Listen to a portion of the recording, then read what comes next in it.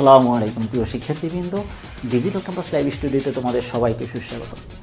আশা করি কোভিড-19-এর দ্বিতীয় দফা সংক্রমণে তোমরা সবাই সুস্থ এবং নিরাপদ আছো এবং অবশ্যই স্বাস্থ্যবিধি মেনে চলছো। প্রিয় শিক্ষার্থীবৃন্দ, গতি অধ্যায়ের একাদশ পর্ব নিয়ে ডিজিটাল ক্যাম্পাস লাইভ স্টুডিওতে উপস্থিত হয়েছি আমি MD Saidur Rahman, lecturer physics department. গতি অধ্যায়ের একাদশ পর্বে আজকে আমি সৃজনশীল প্রশ্নের দ্বিতীয় পর্ব নিয়ে আলোচনা করব। প্রিয় শিক্ষার্থীবৃন্দ, গতি অধ্যায়ের সৃজনশীল প্রশ্নের দ্বিতীয় পর্বে আজকে আমি পরন্ত বস্তুর গতি এবং খাড়া উপরের দিকে নিক্ষিপ্ত বস্তুর গতি সংশ্লিষ্ট অত্যন্ত গুরুত্বপূর্ণ দুটি সৃজনশীল প্রশ্নের সমাধান করব। সো গাইস, বেশি কথা না বাড়িয়ে লেটস গো অ্যাহেড। ওকে প্রিয় শিক্ষার্থীবৃন্দ, তাহলে এবারে আমরা প্রথম সৃজনশীল প্রশ্নটি সমাধান করব। আমি আশা করি তোমরা আমার সাথে সাথে প্র্যাকটিস করবে। প্রথমে আমরা মুক্তভাবে পরন্ত বস্তু এবং খাড়া উপরের দিকে নিক্ষিপ্ত বস্তুর সমন্বিত একটি সৃজনশীল প্রশ্নের সমাধান করব। ওকে, তাহলে দেখি প্রশ্ন কি বলছে। দেখো, এখানে বলেছে 30 মিটার উচ্চতা হতে একটি বস্তু পড়ে গেল। 30 মিটার উচ্চতা হতে একটি বস্তু পড়ে গেল। একই সময় ভূমি হতে একটি বস্তুকে 48 মিটার পার সেকেন্ড বেগে খাড়া উপরের দিকে নিক্ষেপ করা হলো। অর্থাৎ 30 মিটার উচ্চতা হতে একটি বস্তুকে ছেড়ে দেওয়া হয়েছে, পড়ে গেল, এবং একই সময় আরেকটি বস্তুকে খাড়া উপরের দিকে নিক্ষেপ করা হয়েছে। কত বেগে? 48 মিটার পার সেকেন্ড বেগে। তাহলে আসলে প্রশ্ন কি বলছে দেখি। গ নাম্বার বলছে পরন্ত বস্তুটি কত বেগে ভূমি স্পর্শ করবে, অর্থাৎ ওই পরন্ত বস্তুটি কত বেগে গিয়ে ভূমিকে আঘাত করবে। ঘ নাম্বার বলছে উদ্দীপকের বস্তুদ্বয় কখন ও কোথায় মিলিত হবে, অর্থাৎ নিক্ষেপণের মুহূর্ত হতে কত সময় পরে ভূমি হতে কত উচ্চতায় ওই বস্তুদ্বয় মিলিত হবে। পরন্ত বস্তুটি এবং নিক্ষিপ্ত বস্তুটি কোথায় মিলিত হবে। ওকে ফাইন, তাহলে আসো প্রথমে আমরা গ নাম্বার সমাধান করি।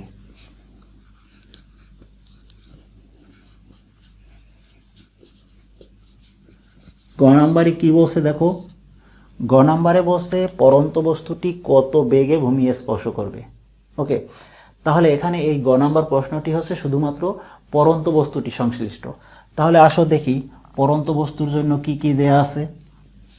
এখানে দেখো 30 মিটার উচ্চতা হতে একটি বস্তু পড়ে গেল। তাহলে বস্তুটি কত উচ্চতা থেকে পড়েছে শুধুমাত্র সেই ডাটাটিই দেয়া আছে।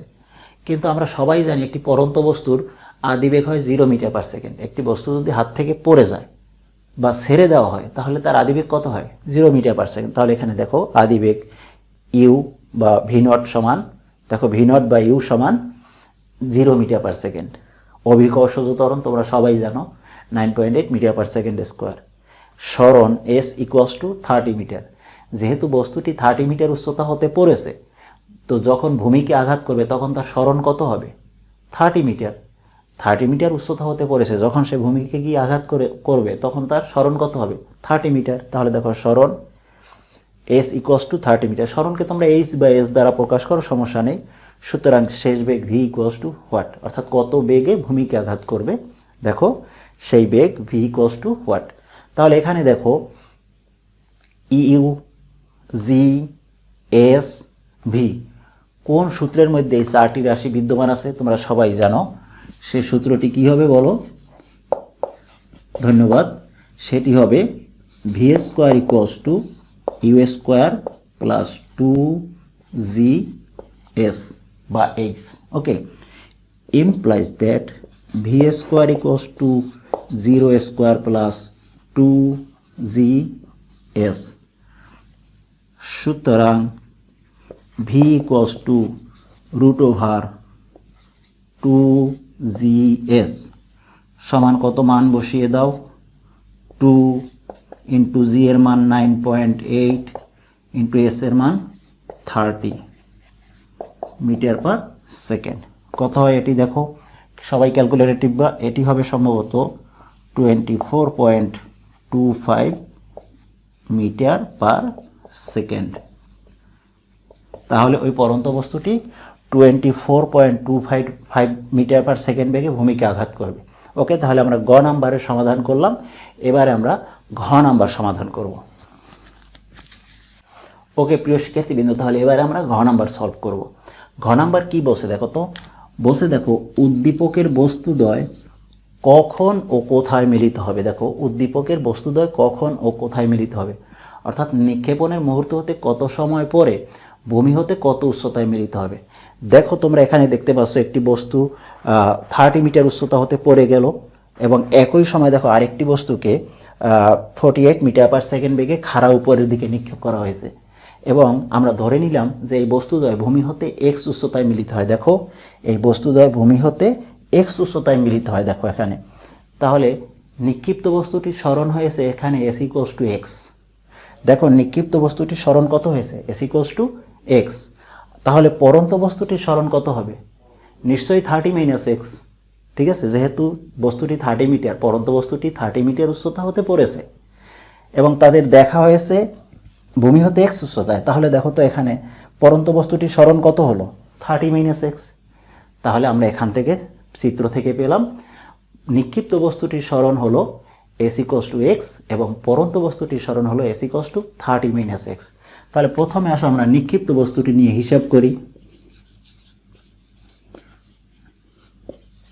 নিক্ষিপ্ত বস্তু, আসো তো দেখি নিক্ষিপ্ত বস্তুর জন্য কি কি দেয়া আছে। দেখো এখানে নিক্ষিপ্ত বস্তুটির আদিবেগ 48 মিটার পার সেকেন্ড। কত বেগে নিক্ষেপ করা হয়েছে? 48 মিটার পার সেকেন্ড বেগে নিক্ষেপ করা হয়েছে। অভিকর্ষ ত্বরণ G equals to 9.8 metre per second square. ধরি সরণ এস ইকুয়ালস টু এক্স। নিক্ষিপ্ত বস্তুর সরণ কত ছিল? S equals two x. সুতরাং সময় টি ইকুয়ালস টু হোয়াট? দেখো এই চারটি রাশির সাথে কোন সূত্র ম্যাচ করে? আমরা জানি এটি নিশ্চয়ই হবে দেখো S equals to U T minus half G T square. Okay, আমরা সবাই জানি যে নিক্ষিপ্ত বস্তুর ক্ষেত্রে অভিকর্ষজ ত্বরণ মন্দন হিসাবে ক্রিয়া করে, বস্তুর বেগ হ্রাস পেতে থাকে। এই জন্য আমরা এই সূত্রের মধ্যে মাইনাস ব্যবহার করেছি। এটি আমরা এই সেই পরন্ত বস্তু এবং নিক্ষিপ্ত বস্তু নিয়ে যে স্পেশাল পর্ব করেছি সেখানে আমরা বিস্তারিত আলোচনা করেছি। তাহলে দেখো নিক্ষিপ্ত বস্তুর ক্ষেত্রে এখানে কিন্তু মাইনাস হবে। Implies that x equals to your মান কত? দেখো 48 into T minus half into জি এর মান 9.8, টি এর মান বের করতে হবে, তো টি স্কোয়ার। সুতরাং আমরা এখান থেকে কি পাই? X equals to 48 T minus দেখো 9.8কে 2 দ্বারা ভাগ করো, কত হয়? এটা হবে 4.9 টি স্কোয়ার। 1 নং সমীকরণ। ওকে, এবারে আসো, এবারে আমরা পরন্ত বস্তুটি নিয়ে হিসাব করব। পরন্ত বস্তু, আসো দেখো পরন্ত বস্তুর জন্য কি কি আছে। আমরা সবাই জানি পরন্ত বস্তুর আদিবেগ 0 মিটার পার সেকেন্ড, অভিকর্ষ ত্বরণ G equals to 9.8 metre per second square এবং এই পরন্ত বস্তুটির সরণ কত হিসাব করেছিলাম আমরা? S equals to 30 minus X. S equals to 30 minus X, কারণ পরন্ত বস্তুটি পড়েছে 30 মিটার উচ্চতা হতে আর তাদের দেখা হয়েছিল এক্স উচ্চতায়। তাহলে তার এক্স উচ্চতায় আসতে 30 মাইনাস এক্স সরণ হয়েছিল। তাহলে S equals to 30 minus x. সুতরাং টি ইকুয়ালস টু হোয়াট? এবারে আসো, তাহলে আমরা দেখো এই রাশিগুলোর সাথে সংশ্লিষ্ট কি সূত্র পাই? আমরা জানি S equals to U T plus half G T square. পরন্ত বস্তুর ক্ষেত্রে হয় প্লাস আর নিক্ষিপ্ত বস্তুর ক্ষেত্রে হয় মাইনাস। এই যে দেখো ইমপ্লাইজ দ্যাট এস এর মান কত? দেখো এখানে 30 minus x, 30 minus X equals to your মান 0, 0 ইন্টু টি 0 হয়ে যায়, প্লাস হাফ জি এর মান 9.8 T square implies that 30 minus X equals to, এখানে দেখো 0 তো ক্যান্সেল, 9.8কে 2 দ্বারা ভাগ করো, তাহলে এখানে কত হয় দেখো 4.9 টি স্কোয়ার। তাহলে আমরা কি পেলাম দেখো তো? 30 minus X equals to 4.9 T square. আমরা যদি 1 নং সমীকরণ থেকে দেখো, 1 নং সমীকরণ থেকে যদি এই যে এক্স এর মানটা এখানে আমার বসিয়ে দেই, দেখো এই সমীকরণে এক্স এর মান বসিয়ে দেই, তাহলে কি পাই দেখো? তাহলে আমরা পাই দেখো সেক্ষেত্রে আমরা পাই দেখো 30 মাইনাস এক্স। আমরা এখানে এক্স এর মান বসাবো, এই যে দেখো 30 মাইনাস এক্স ইকুয়ালস টু কত আছে দেখো? ইকুয়ালস টু আছে 4.9 টি স্কোয়ার, 4.9 টি স্কোয়ার। এখানে এই যে দেখো এক্সের মানটা বসিয়ে দাও, 48t মাইনাস 4.9 টি স্কোয়ার। দেখো মান বসিয়ে দিলাম, তাহলে এবার হিসাব করো তো কত হয়।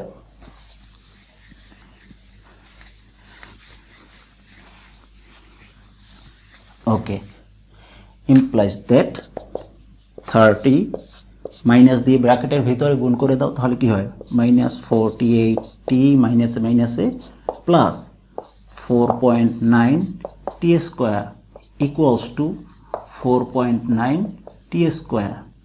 ওকে, এখানে দেখো উভয় পক্ষ থেকে 4.9 T square 4.9 T square cancel হয়ে যায়, অর্থাৎ উভয় পক্ষ থেকে 4.9 টি স্কোয়ার মাইনাস করে দাও, তাহলে কি থাকে দেখো, implies that 30 minus 48t equals to 0, implies that 48t equals to 30, সুতরাং t equals to হয় 30/48 সেকেন্ড সমান কত হয় দেখো, এখানে হয়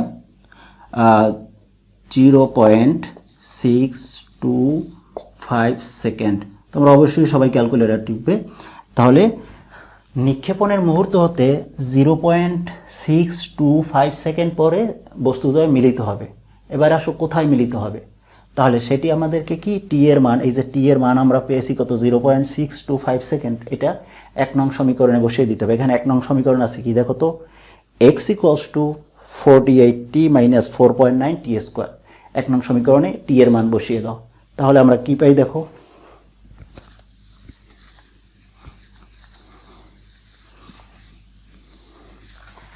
তাহলে দেখো 1 নং হতে পাই 1 নং সমীকরণ হতে পাই x ইকুয়ালস টু 48t, টি এর মান কত বলো 0.625 মাইনাস 4.9 ইন্টু টি স্কোয়ার, টি এর মান কত বলো 0.625 হোল স্কোয়ার। তাহলে কত মিটার হয় এখানে দেখো, ক্যালকুলেটর টিপো সবাই, এটা হবে সম্ভবত 28.08 মিটার। ওকে প্রিয় শিক্ষার্থীবৃন্দ, তাহলে নিক্ষেপণের মুহূর্ত হতে 0.625 সেকেন্ড পরে বস্তুদ্বয় ভূমি হতে 28.08 মিটার উচ্চতায় মিলিত হবে। ওকে, তাহলে এখানে তোমার অ্যানালাইসিস কি হবে, নিক্ষেপণের মুহূর্ত হতে বস্তুদ্বয় 0.625 সেকেন্ড পরে ভূমি হতে 28.08 মিটার উচ্চতায় মিলিত হবে। তবে প্রিয় শিক্ষার্থীবৃন্দ, এখানে একটা বিষয় লক্ষণীয়, যদি কখনো দেখো এক্স এর মান নেগেটিভ এসেছে, এক্স এর মান যদি দেখো নেগেটিভ এসেছে, তাহলে কিন্তু তোমাকে নড়ে চড়ে বসতে হবে। তাহলে বুঝতে হবে শূন্যে এই বস্তুদ্বয় কোথাও মিলিত হবে না, কারণ এক্সকে আমরা ধরেছি উপরের দিকে, এক্স ধরেছি উপরের দিকে, কিন্তু সেই এক্স এসেছে নেগেটিভ, তার মানে তাদের দেখা হবে মাটির নিচে কোথাও। যদি বস্তুদ্বয় মাটির নিচে যেতে পারতো তাহলে সেখানে দেখা হতো, তার মানে কি শূন্যে কোথাও দেখা হবে না। ঠিক আছে, সুতরাং মনে রাখবে এক্স এর মান যদি নেগেটিভ আসে তাহলে তোমাকে বুঝতে হবে শূন্যে কোথাও বস্তুদ্বয় মিলিত হবে না। কোথায় মিলিত হবে, কোথায় মিলিত হওয়ার কথা, নিচে, মাটির নিচে কোথাও মিলিত হওয়ার কথা। ওকে ওকে প্রিয় শিক্ষার্থীবৃন্দ, তাহলে আমরা অত্যন্ত গুরুত্বপূর্ণ এবং মোটামুটি সহজ একটি সৃজনশীল প্রশ্নের সমাধান করলাম। এবারে আমরা দ্বিতীয় সৃজনশীল প্রশ্নটির সমাধান করব। This is your educational YouTube channel. Please subscribe your channel to build up the nation. Okay guys, তাহলে এবারে আমরা খাড়া উপরের দিকে নিক্ষিপ্ত বস্তুর গতি এবং অনুভূমিক দিকে গতিশীল কোনো একটি বস্তুর গতির সমন্বিত সৃজনশীল প্রশ্নের সমাধান করব। আসো তাহলে দেখি প্রশ্ন কি বলেছে। এখানে দেখো, সাকিব একটি ক্রিকেট বলকে 30 মিটার পার সেকেন্ড বেগে খাড়া উপরের দিকে পেটালো। অর্থাৎ ক্রিকেট খেলার সময় একটি বল 30 মিটার পার সেকেন্ড বেগে খাড়া উপরের দিকে উঠে গিয়েছে। দেখো, সাকিব একটি ক্রিকেট বলকে 30 মিটার পার সেকেন্ড বেগে খাড়া উপরের দিকে পেটালো। একই সময় কোহলি 40 মিটার দূর হতে 1 মিটার পার সেকেন্ড স্কোয়ার সমতরণে দৌড় শুরু করে বলটি শূন্যে লুফে নেওয়ার চেষ্টা করলো। অর্থাৎ যেই বলটি শূন্যে উঠে গিয়েছিল সেই বলটিকে ক্যাচ ধরার জন্য, শূন্যে লুফে নেওয়ার জন্য 40 মিটার দূর থেকে বিরাট কোহলি দৌড় শুরু করেছেন। কত দেখো 1 মিটার পার সেকেন্ড স্কোয়ার সমতরণে দৌড় শুরু করেছে। কি জন্য? বলটিকে শূন্যে ক্যাচ ধরার জন্য। ঠিক আছে, তাহলে প্রশ্ন কি বলছে দেখো, গ নাম্বার বলছে বলটি সর্বোচ্চ কত উচ্চতায় উঠেছিল। বলটি সর্বোচ্চ কত উচ্চতায় উঠেছিল। ঘ নাম্বার বলছে কোহলি বলটিকে শূন্যে লুফে নিতে পারবে কি। দেখো কোহলি বলটিকে শূন্যে লুফে নিতে পারবে কি। তাহলে ঘ নাম্বার আমরা পরে দেখছি, আমরা গ নাম্বার সমাধান করি। দেখো গ নাম্বার কি বলছে, গ নাম্বার বলছে বলটি সর্বোচ্চ কত উচ্চতায় উঠেছিল। তাহলে দেখো গ নাম্বার সংশ্লিষ্ট কি কি তথ্য দেয়া আছে। সাকিব একটি ক্রিকেট বলকে 30 মিটার পার সেকেন্ড বেগে খাড়া উপরের দিকে নিক্ষেপ করেছিল, শুধুমাত্র আদিবেগ দেয়া আছে। তাহলে দেখো বলটির আদিবেগ ইউ সমান 30 মিটার পার সেকেন্ড। অভিকর্ষ ত্বরণ তোমরা সবাই জানো 9.8 মিটার পার সেকেন্ড স্কোয়ার। সর্বোচ্চ উচ্চতা ক্যাপিটাল এইচ সমান হোয়াট। সর্বোচ্চ উচ্চতা দেখো ক্যাপিটাল এইচ সমান হোয়াট। তাহলে ইউ জি ক্যাপিটাল এইচ এই তিনটি রাশির সাথে ম্যাচ করে এমন সূত্র তোমরা সবাই জানো, সেটি হচ্ছে সর্বোচ্চ উচ্চতায় ওঠার সমীকরণ। কি বলো তোমরা, বলো সেই সূত্রটি কি। তাহলে আমরা জানি সর্বোচ্চ উচ্চতায় H equals to U square by 2g। Okay, H equals to U square by 2g। তোমরা অবশ্য এই উত্তরটি বা এই সমস্যাটির সমাধান এই সূত্র দিয়েও করতে পারো। দেখো V square equals to U square minus 2gh। দেখো V square equals to U square minus 2gh। ঠিক আছে, এখানে অবশ্য একটু লং টাইম নিবে, এটা লং প্রসেস, কিছুটা লং প্রসেস আর এটা শর্ট প্রসেস। ওকে, তাহলে মান বসিয়ে দাও। ইউ এর মান কত দেখো 30 মিটার পার সেকেন্ড, তাহলে বসিয়ে দাও 30 হোল স্কোয়ার বাই 2 ইন্টু জি এর মান 9.8 কত মিটার হয়। তাহলে ক্যালকুলেটর টিপো তো, দেখো তো কত হয়। এটা হয় সম্ভবত 45.92 মিটার অ্যান্সার। অর্থাৎ ওই বলটি সর্বোচ্চ 45.92 মিটার উচ্চতায় উঠেছিল। ওকে প্রিয় শিক্ষার্থীবৃন্দ, এখানে অবশ্য তোমাদেরকে গ নাম্বারে অন্য কোশ্চেনের উত্তরও চাইতে পারে। এমনও বলতে পারে বলটির সর্বোচ্চ উচ্চতায় উঠতে কত সময় লেগেছিল। তাহলে সর্বোচ্চ উচ্চতায় ওঠার সময় টিএম সমান ইউ বাই জি এই সূত্র দিয়ে করে ফেলবা। এখানে অবশ্য তোমাদের এইচডব্লিউতে একটি এই জাতীয় সৃজনশীল প্রশ্ন দেওয়া থাকবে, তবে একটু ভিন্ন হবে সেটি, তোমরা সেটিও সমাধান করবে। ওকে, তাহলে এবার আসো আমরা ঘ নাম্বার সমাধান করি। আসো দেখি ঘ নাম্বার কি বলেছে। ঘ নাম্বার বলেছে কোহলি বলটিকে শূন্যে লুফে নিতে পারবে কি।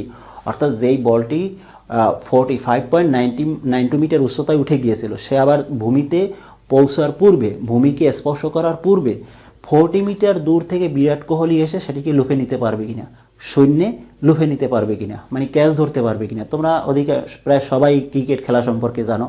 ঠিক আছে, ওকে ফাইন। তাহলে এক্ষেত্রে আমাদের কি করতে হবে, আমাদেরকে প্রথমে ওই বলটি শূন্যে উঠে আবার ভূমিতে পৌঁছতে কত সময় নিয়েছিল, অর্থাৎ বলটির বিচরণকাল কত, ভ্রমণকাল কত, উড্ডয়নকাল কত সেটি নির্ণয় করতে হবে। বলটির ভ্রমণকাল ক্যাপিটাল টি নির্ণয় করতে হবে। ওকে, তারপরে বিরাট কোহলি সেই 40 মিটার দূর থেকে স্পটে পৌঁছতে কত সময় নিয়েছিল সেই সময় বের করতে হবে। তাহলে এই দুটি সময় যদি আমরা বিশ্লেষণ করি, তুলনা করি, তাহলেই বুঝতে পারবো আসলে বলটি আগে ভূমি স্পর্শ করেছিল নাকি বিরাট কোহলি স্পটে আগে পৌঁছেছিল। ওকে, তাহলে আসো প্রথমে আমরা নিক্ষিপ্ত বলটির গতি বিশ্লেষণ করি। ওকে ফাইন, তাহলে দেখো তো বলটির জন্য কি কি ইনফরমেশন দেয়া আছে। নিক্ষিপ্ত বলের গতি আমরা সংক্ষেপে লিখলাম নিক্ষিপ্ত বল। দেখো নিক্ষিপ্ত বলের জন্য শুধুমাত্র কি, দেখো নিক্ষেপণ বেগ ইউ সমান 30 মিটার পার সেকেন্ড দেয়া আছে। অভিকর্ষ ত্বরণ তোমরা সবাই জানো 9.8 মিটার পার সেকেন্ড স্কোয়ার। সুতরাং বলটির বিচরণকাল বা ভ্রমণকাল বা উড্ডয়নকাল ক্যাপিটাল টি সমান হোয়াট।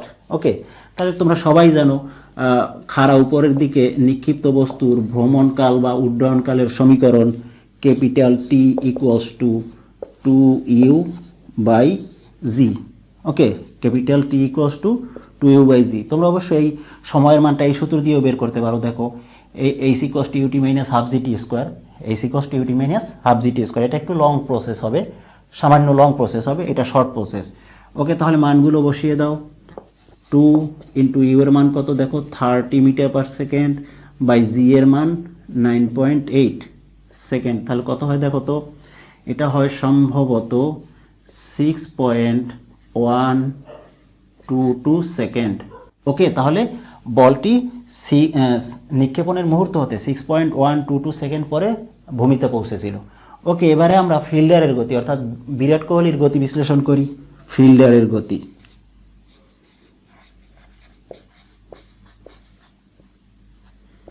ফিল্ডারের গতি আসো দেখি তাহলে ফিল্ডার সম্পর্কে কী কী ইনফরমেশন দেওয়া আছে।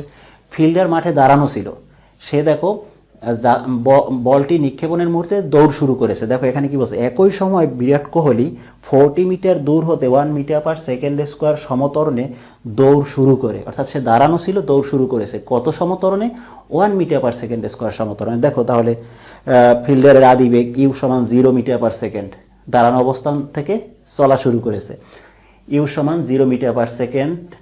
তারপরে দেখো ত্বরণ এ সমান 1 মিটার পার সেকেন্ড স্কোয়ার, দূরত্ব এস সমান 40 মিটার।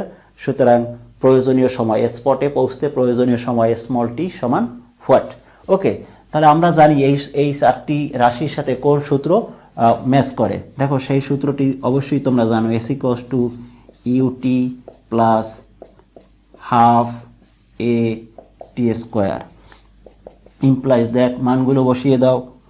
40 সমান ইউ এর মান কত, 0, 0 into 2, 0 into T 0 plus half into এ এর মান কত দেখো 1 ইন্টু টি স্কোয়ার, টি এর মান নির্ণয় করতে হবে। ইমপ্লাইজ দ্যাট দেখো 40 equals to T square by 2, এখানে দেখা হয় T square by 2। Implies that T square equals to 2 গিয়ে 40-র সাথে গুণ হয়ে যায়, তাহলে হয় 80। সুতরাং T equals to root over 80, root over 80 second সমান কত হয় দেখো তো, এটা হয় সম্ভবত 8.94 সেকেন্ড।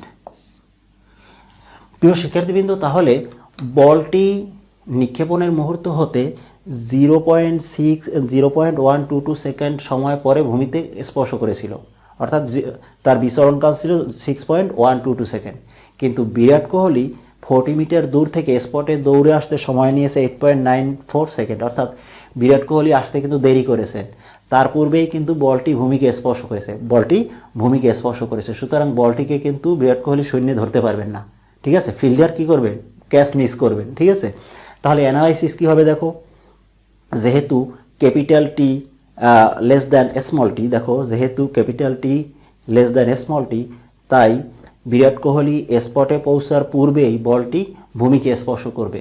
বিরাট কোহলি মানে ফিল্ডার স্পটে পৌঁছার পূর্বেই বলটি ভূমি স্পর্শ করবে, সুতরাং ফিল্ডার বা বিরাট কোহলি ওই বলটিকে শূন্যে লুফে নিতে পারবেন না, মানে ক্যাচ ধরতে পারবেন না, ক্যাচ মিস। ঠিক আছে, ক্যাচ মিস তো ম্যাচ মিস। ওকে ফাইন, তাহলে এবার আসো প্রিয় শিক্ষার্থীবৃন্দ, আমরা তাহলে অত্যন্ত গুরুত্বপূর্ণ এবং সহজ দুটি সৃজনশীল প্রশ্নের সমাধান করলাম। তোমাদের HWতে আরেকটি সৃজনশীল প্রশ্ন দেওয়া থাকবে এবং পরবর্তী পর্ব সময়ে এই চ্যাপ্টারের আরও গুরুত্বপূর্ণ সৃজনশীল প্রশ্ন নিয়ে হাজির হব। আজকে এই পর্যন্তই। So guys, that's all from my side for today. Thank you very much for staying with me and being attentive. খুব শীঘ্রই নতুন কোনো টপিকস নিয়ে তোমাদের সাথে দেখা হবে, কথা হবে। প্রিয় শিক্ষার্থীবৃন্দ, আগামী পর্বে আমি গতি অধ্যায়ের দ্বাদশ পর্ব নিয়ে ডিজিটাল ক্যাম্পাস লাইভ স্টুডিওতে উপস্থিত হব। গতি অধ্যায়ের দ্বাদশ পর্বে সৃজনশীল প্রশ্নের তৃতীয় পর্ব নিয়ে আলোচনা করা হবে। প্রিয় শিক্ষার্থীবৃন্দ, গতি অধ্যায়ের সৃজনশীল প্রশ্নের তৃতীয় পর্বে দৌড় প্রতিযোগিতা এবং সড়ক দুর্ঘটনা সংক্রান্ত অত্যন্ত গুরুত্বপূর্ণ দুটি সৃজনশীল প্রশ্নের সমাধান করা হবে। সেই পর্যন্ত সবাই সুস্থ থেকো, সুন্দর থেকো। আল্লাহ হাফেজ।